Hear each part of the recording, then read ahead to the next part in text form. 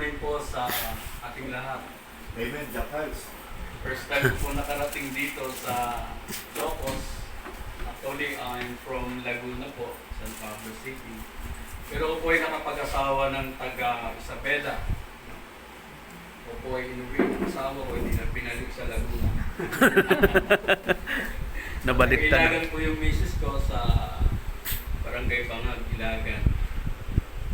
So, po nagpapasalamat at binigyan po ko ng Panginoong Diyos ng pribilehiyo na makapagparating din sa inyo ng kanyang mensahe. So, alam mo po, kahit ako ay kumbaga ganito na nag-aaral sa Bible School, pero kapag ganitong haharap ka na sa tao, ay mayroon pa rin kaba. Hindi ko nawawala. Lalo-lalo na po at manipis naman ang mukha. So ito po isang bagay na minsan ay talagang na-amaze din ako sa Panginoon dahil ako isang taong mahihayin. Pero dahil sa biyaya niya ay nalalagpasan ko yung mga pagkakataon na parating naman sa inyong Panginoon. So tayo po ay mag-aaral ang kanyang mga salita sa aklat ng mga bilang or numbers, chapter 14. Numbers chapter 14.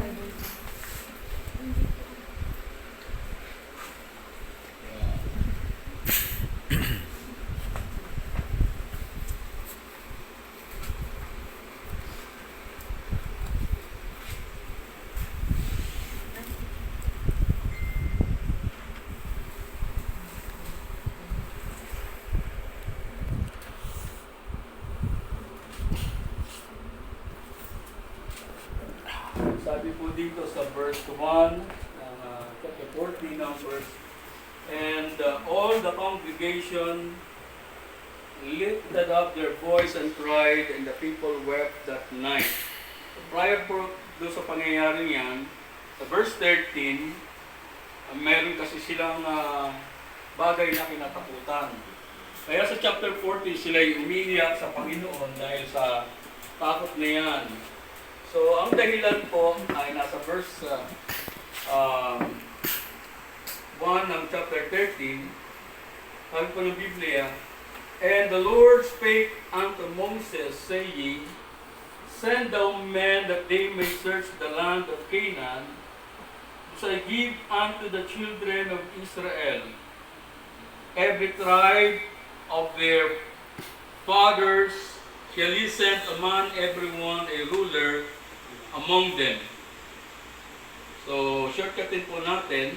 And verse 17, and Moses sent them to spy out the land of Canaan, and said unto them, get you up this way southward, and go into the mountains, and see the land, what it is, and the people that dwell therein, whether they be strong or weak, few or many, and what the land is that they dwell in, whether it be good or bad, and what cities they be that they dwell in, whether in tents, in strongholds, and what the land is, whether it be fat or lean, whether there be wood therein or not, and be ye of good courage, and bring of the fruit of the land.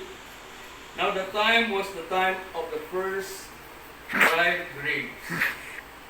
So they went up and searched the land from the wilderness of Sin unto Rehob, as men come to Hamath.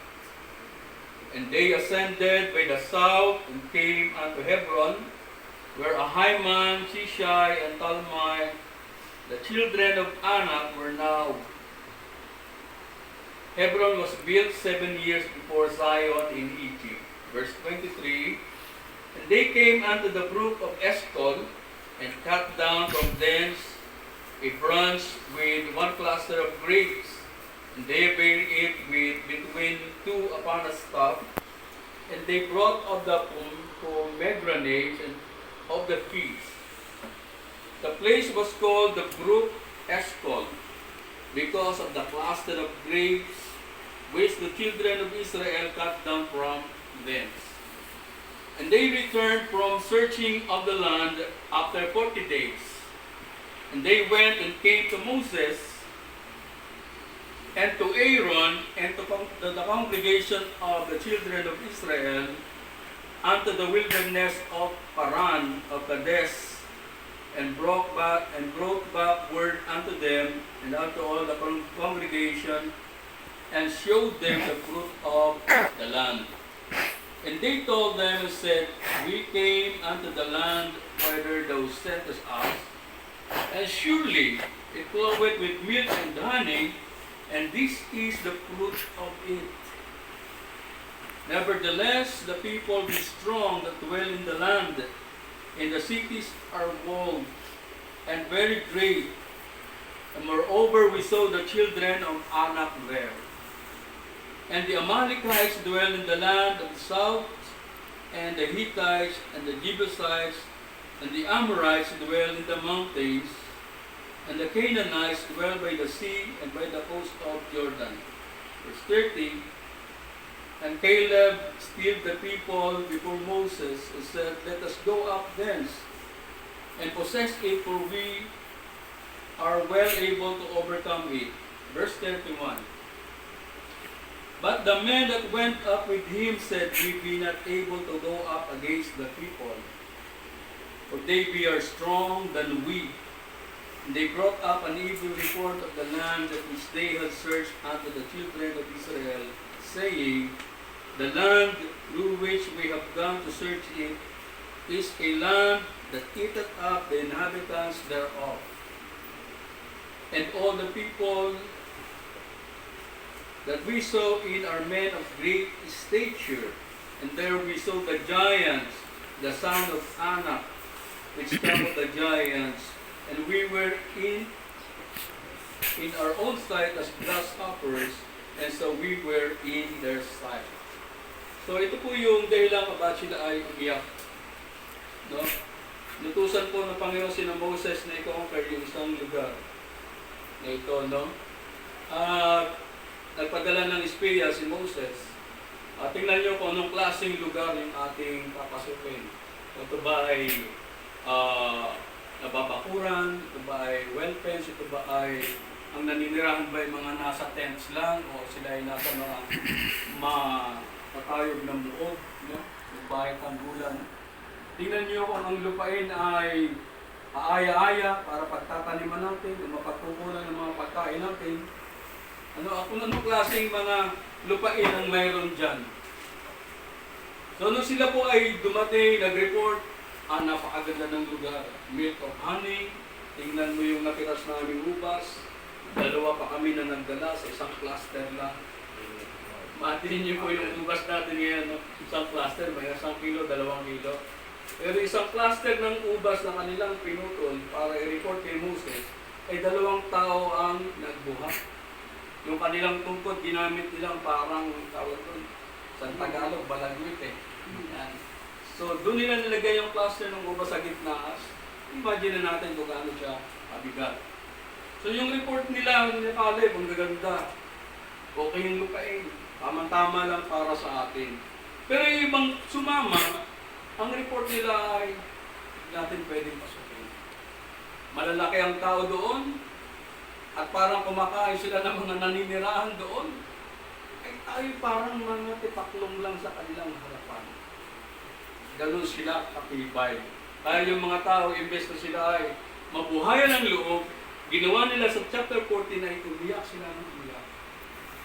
Para ba nagtatanong ano na ang gagawin natin? Kaya ba natin gawin o hindi? Tutuloy ba tayo o hindi? Kaya naging response ng iba, balik na lang ulit tayo sa Egypto.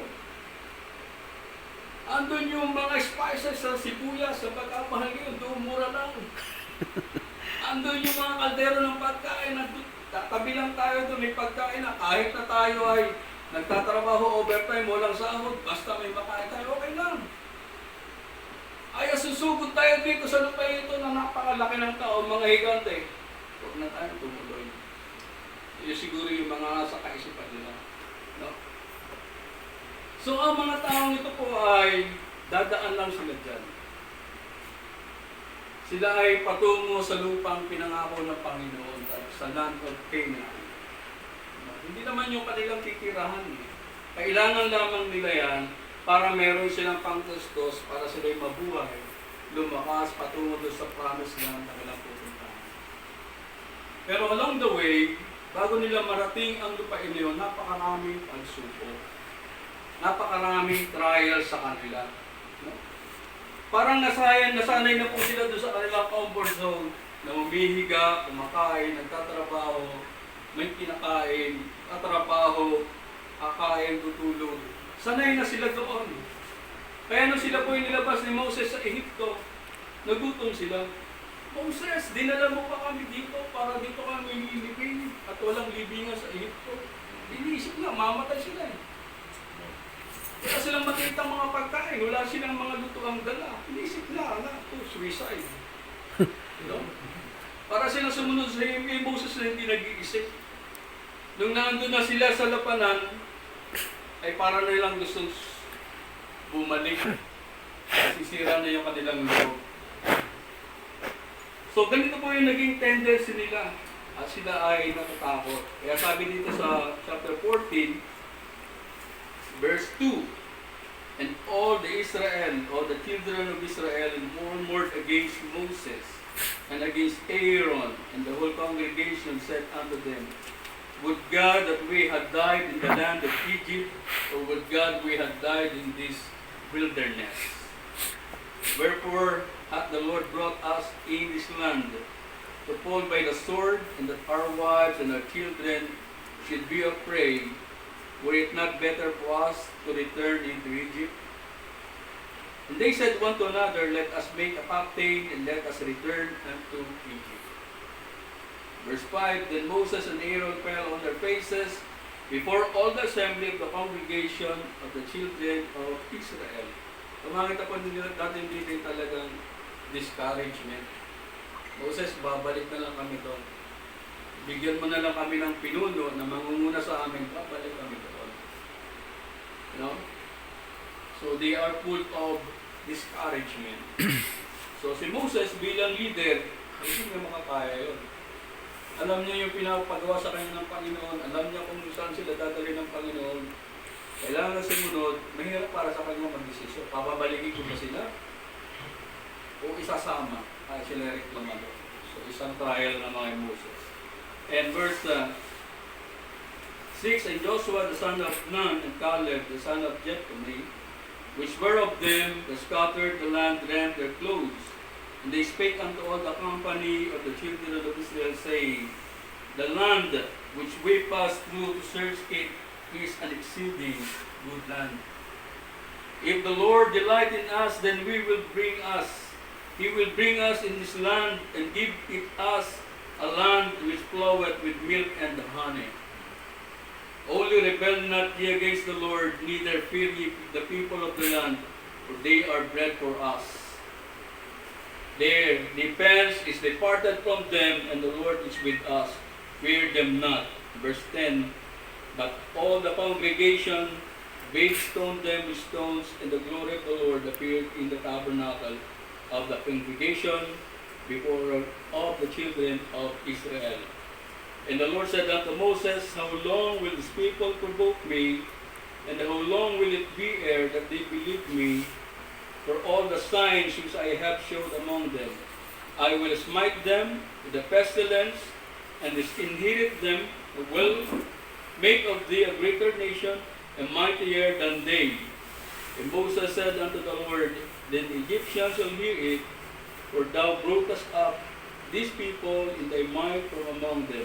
Verse 14, and they will tell it to the inhabitants of this land, for they have heard that the Lord art among his people, that thou Lord art seen face to face, and that thy cloud standeth over them, and that thou goest before them by daytime in pillar of clouds, and in pillar of fire by day and by night. So, mapansin po natin sa mga tao ito na gusto nang bumalik, in-encourage sila ni Joshua. No? Ang ating lupaing pupuntahan is full of honey. Ang ating lupaing pupuntahan ay pagkain para sa atin. Kung ang tingin ng iba tayo pagkain sa kanila, sila pagkain natin. No? Mga kapatid, sa buhay po natin bilang mga Kristiyano, tayo po ay may ahalin tulad sa mga Israelita. Yung buhay na tinatahak natin bilang mga Kristiyano ay halos kagaya rin ng buhay na dinanas nila noon. Kaya nga sabi ng Biblia, ang scriptures o anumang bagay na nangyari nung unang panahon ay para sa ating ikatututo. They happen for our examples. No? Yung mga dinanas nila ay mayroong spiritual application sa buhay natin ngayon bilang mga mananampalataya. They were searching for a city, the land of Canaan. Pero tayo bilang mga Kristiyano, we are searching for a city not made with hands. For a city made by the Lord, the city of God. We are traveling in the same path as the Israelites. We were redeemed from bondage of sins. Sila rin ay niredeem ng Panginoon sa pagkaalipin sa Egypto. Sila ay pinalaya ng Panginoon doon. Tayo man ay pinalaya din ng Panginoon. Sila ay pinangakuhan ng isang bayan. Tayo pinangakuhan din ng isang bayan. Isang syudad na makalangit. So we have the same experience. We have the same destination. Tayo yung spiritual Jews. At ano man yung nangyari sa kanila noon ay kapupulutan natin ng aral. Ang aral na makikita natin po dito bilang mga mananampalataya na patungo sa lugar na ipinangako ng Diyos sa atin. Sa city, the promise of God, may mga hindrances tayong mga madaraanan. There are giants in our lives that we have to face in order for us to reach our land Canaan. Habang tayo po'y nasa mundong ito na ating kinalalagyan ay mayroong mga hamon sa ating buhay.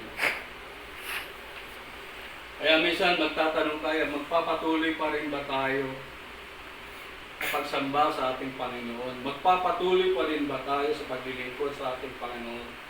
Ang akala natin nung una kapag tayo naging Kristiyano, masarap pa lang maging Kristiyano, laging masaya, makanta, Bible study, fellowship. Lalo nung una, meron pa mga inter-fellowship. Parang bed of roses ang buhay ng Kristiyano. But as you go in maturity, napapansin mo, napakahirap pa lang maging Kristiyano. Iiwanan mo na yung mga bagay na dati mong ginagawa. Iiwanan mo na yung mga kaibigan mo na dati mong laging kasama. No?